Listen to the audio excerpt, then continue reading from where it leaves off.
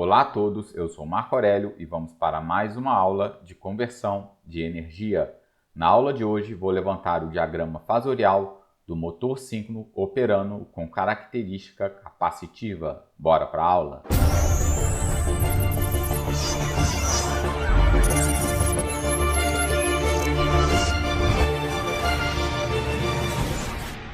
Para a compreensão dessa aula, sugiro assistir a dois vídeos.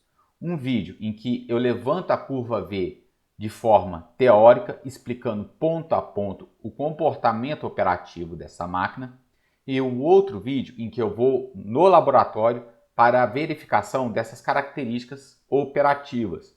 Coloco a máquina operando com fator de potência unitário, com fator de potência capacitivo e com fator de potência indutivo. Para aqueles que têm acompanhado o canal, não deixem de se inscrever. Havendo dúvida, deixem nos comentários. Se gostarem do vídeo, deixem aí o seu like. Antes de iniciarmos o tema desse vídeo, vou fazer uma breve revisão, que eu chamo de uma revisão intuitiva, das características operativas desta máquina. Para aqueles que já têm esse conceito, podem avançar o vídeo um pouco mais à frente. O link dos tópicos deste vídeo vou deixar na descrição, minuto a minuto, quais são os tópicos do vídeo. Mas vamos lá. Observe, aqui temos uma máquina síncrona. Por que eu sei que é uma máquina síncrona? Toda máquina identificamos elas pelos terminais de acesso e quando observamos o eixo da máquina. Essa é uma máquina que tem 8 terminais de acesso, 6 terminais de acesso ao estator, porque é uma máquina trifásica com 3 enrolamentos no estator, cada enrolamento 2 terminais, por isso 6 terminais. E 2 terminais de acesso ao rotor. No rotor temos uma bobina, então 2 terminais. No rotor vai circular corrente contínua. Para essa corrente chegar lá no rotor, o que precisamos? Precisamos das escovas e dos anéis coletores. Observamos aqui no eixo da máquina.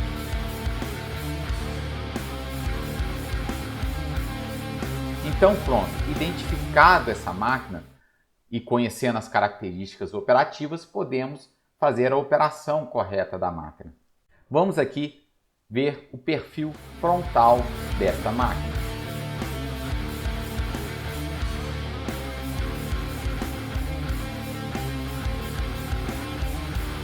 Observe aqui, temos o estator, o rotor. Azul, amarelo e vermelho são os enrolamentos de armadura da máquina. É um enrolamento trifásico, são 6 terminais.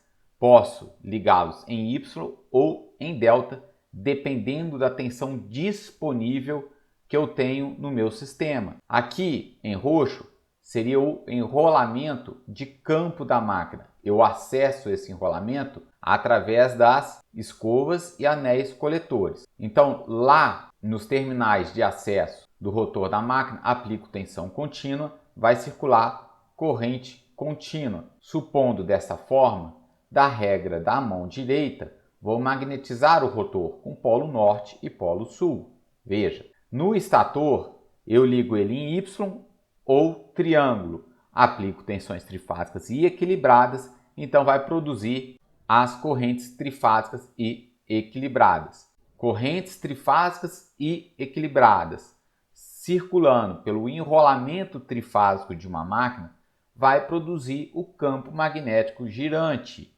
com polo norte e polo sul. Qual que é a velocidade desse campo? 120 F P. Veja, se eu tenho um campo girando com polo norte e polo sul, o meu rotor está magnetizado com polo norte e polo sul, o norte do rotor vai acoplar ao sul do campo girante e o sul do rotor vai acoplar ao norte do campo girante. Com isso, o rotor gira com a mesma velocidade do que o campo girante. Por isso, a máquina síncrona, velocidade do rotor igual a do campo girante. Nessa simples demonstração, veja que o rotor não fica alinhado com o campo girante. Existe um deslocamento aqui. Na verdade, o rotor ele persegue o campo na mesma velocidade, mas nunca alcança. Para entender essa característica, vou deixar o vídeo sobre a operação do motor síncrono trifásico, em que detalho tais características. Então, essa é uma forma resumida do princípio de funcionamento do motor síncrono. Podemos analisar isso pelo seu circuito elétrico equivalente. Veja. Então, veja, a mesma interpretação conseguimos aqui no nosso circuito elétrico equivalente. Aqui temos o estator, representado por fase, e aqui o rotor. Qual que é a característica operativa dessa máquina? Aplicamos tensão contínua, VF, circula corrente IF na bobina de campo da máquina e magnetiza o rotor com polo norte e polo sul. No estator, aplicamos tensões trifásicas equilibradas. Aqui represento por fase, VT. Vai circular nos enrolamentos do estator da máquina correntes trifásicas e equilibradas. Aqui represento por fase, por IA, corrente de armadura. As correntes trifásicas e equilibradas circulando no enrolamento da máquina produz o campo magnético girante, com polo norte e polo sul.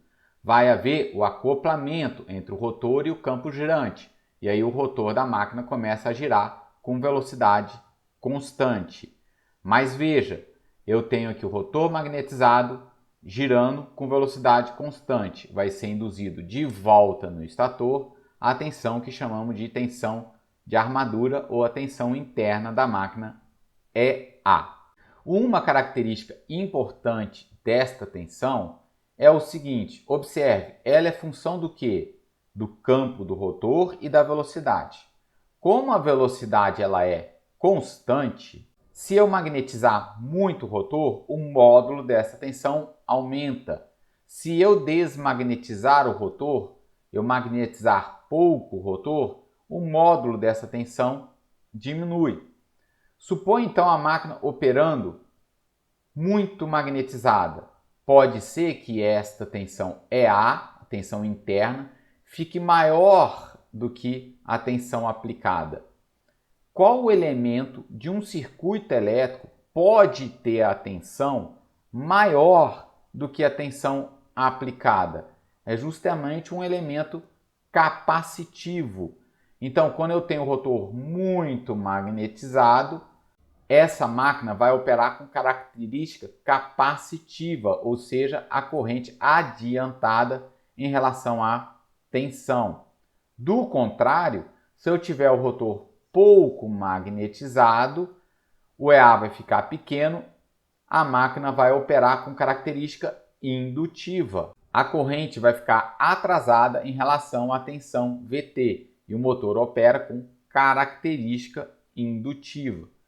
Como eu posso passar de um IF elevado para um IF pouco elevado, sai do capacitivo e vai para o indutivo, no meio do caminho eu consigo fazer com que essa corrente fique em fase com a nossa tensão aplicada. E aí a máquina opera com fator de potência unitário.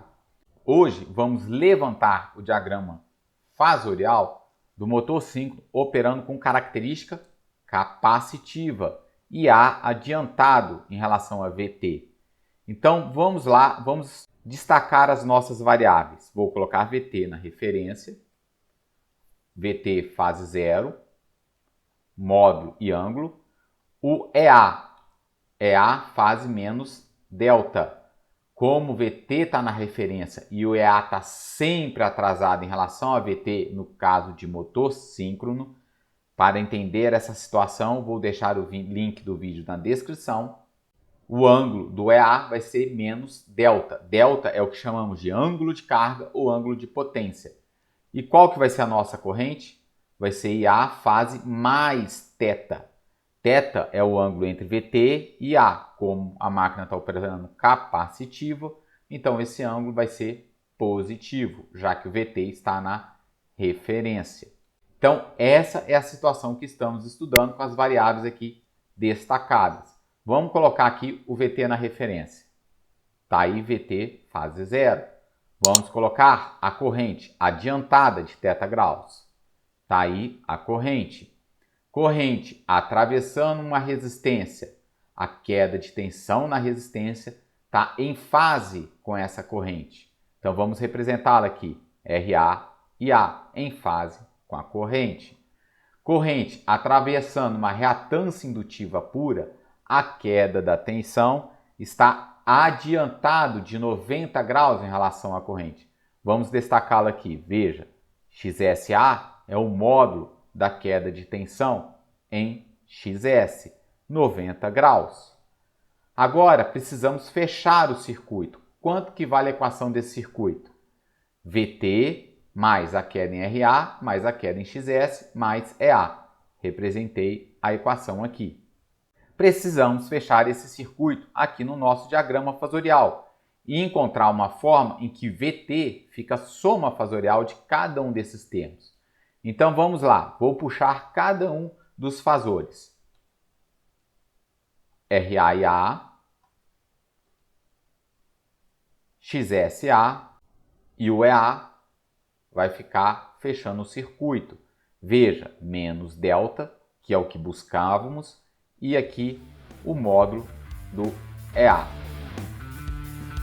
Esse é o diagrama fasorial do motor cíclico operando com característica capacitiva. Até a próxima aula e bom estudo!